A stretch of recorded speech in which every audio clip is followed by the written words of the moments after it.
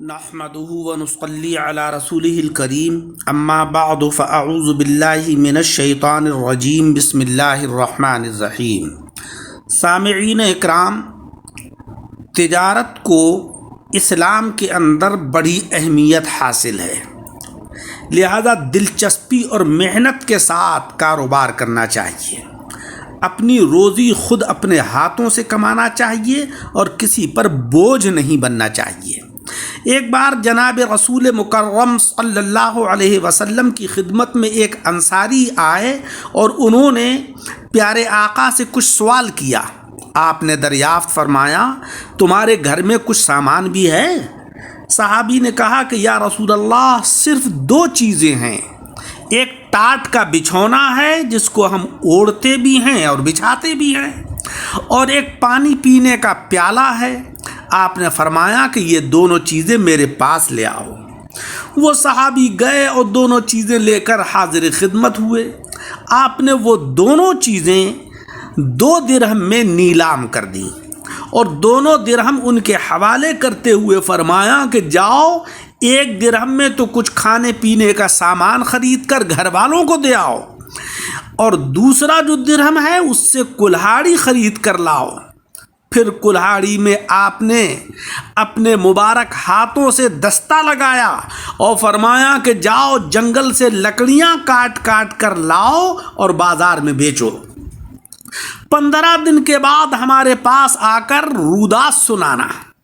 15 روز کے بعد جب وہ صحابی حاضر ہوئے تو انہوں نے 10 درہم جمع کر لیے تھے۔ آپ صلی اللہ علیہ وسلم خوش ہوئے اور فرمایا کہ یہ محنت کی کمائی تمہارے لیے اس سے کہیں بہتر ہے کہ تم لوگوں سے مانگتے پھرو اور قیامت کے دن تمہارے چہرے پر بھیک مانگنے کا داغ ہو۔ اس سے معلوم ہوا کہ ہمیں بھیک مانگنے کا پیشہ نہیں اختیار کرنا چاہیے، لیکن بدقسمتی سے آج سب سے زیادہ بھیکاری مسلمانوں کے اندر ہے، لہذا اس سے بچنا چاہیے۔ کاروبار کو فروغ دینے کے لیے ہمیشہ سچائی اختیار کرنا چاہیے، جھوٹی قسموں سے سختی سے پرہیز کرنا چاہیے۔ آقا علیہ السلام قیامت کے روز کے سلسلے میں فرماتے ہیں کہ اللہ تبارک و تعالیٰ نہ اس شخص سے بات کرے گا، نہ اس کی طرف منہ اٹھا کر دیکھے گا، اور نہ اس کو پاک صاف کر کے جنت میں داخل کرے گا جو جھوٹی قسمیں کھا کھا کر اپنے کاروبار کو فروغ دینے کی کوشش کرتا ہے۔ اور آقا علیہ السلام نے یہ بھی فرمایا کہ اپنا مال بیچنے کے لیے کثرت سے جھوٹی قسمیں کھانے سے بچو۔ یہ چیز وقتی طور پر تو فروغ کی معلوم ہوتی ہے، لیکن آخرکار کاروبار میں برکت ختم ہو جاتی ہے۔ کاروبار میں ہمیشہ دیانت اور امانت اختیار کرنا چاہیے، اور کبھی کسی کو خراب مال دے کر یا معروف نفع سے زیادہ غیر معمولی نفع لے کر اپنی حلال کمائی کو حرام نہیں بنانا چاہیے۔ اللہ کے رسول کا ارشاد ہے کہ سچا اور امانت دار تاجر قیامت میں نبیوں، صدیقوں اور شہیدوں کے ساتھ ہوگا۔ ہمیں یہ چاہیے کہ خریداروں کو اچھے سے اچھا مال فراہم کرنے کی کوشش کریں۔ جس مال پر ہم کو اطمینان نہ ہو وہ ہرگز کسی خریدار کو بھی نہ دیں، اور اگر کوئی خریدار ہم سے مشورہ طلب کرے تو اس کو مناسب مشورہ بھی دیں۔ جناب رسول مکرم صلی اللہ علیہ وسلم کا ارشاد ہے کہ رزق کی تلاش اور حلال کمائی کے لیے صبح سبیرے ہی چلے جایا کرو، کیونکہ صبح کے کاموں میں برکت اور کشادگی ہوتی ہے۔ لیکن افسوس یہ ہے کہ آج ہماری صبح 10 بجے کے بعد ہوتی ہے، فجر کی نماز بھی غائب، فجر کے بعد جو تلاوت یا اوراد و وظائف پڑھنا چاہیے وہ بھی غائب۔ لہذا یہ عادت ہمیں چھوڑنا چاہیے۔ صبح کو جلدی اٹھیں، نماز پڑھیں، قرآن عظیم کی تلاوت کریں اور روزگار کی تلاش میں نکلیں۔ ہمیں یہ چاہیے کہ خود بھی محنت کریں اور ملازمین کو بھی محنت کا عادی بنائیں۔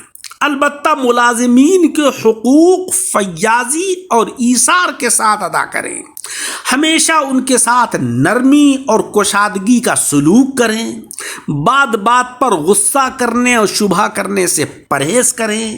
پیارے آقا کا ارشاد ہے کہ اللہ اس امت کو پاکیزگی سے نہیں نوازتا جس کے ماحول میں کمزوروں کو ان کا حق نہ دلوایا جائے۔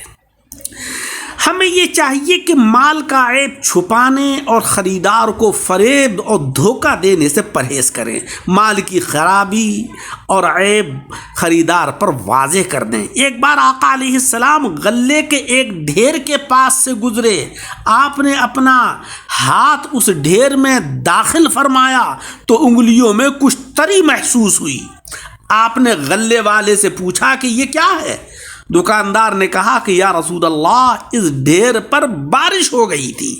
آپ نے فرمایا کہ پھر تم نے بھیگے ہوئے غلے کو اوپر کیوں نہیں رکھ دیا کہ لوگ اسے دیکھ لیتے؟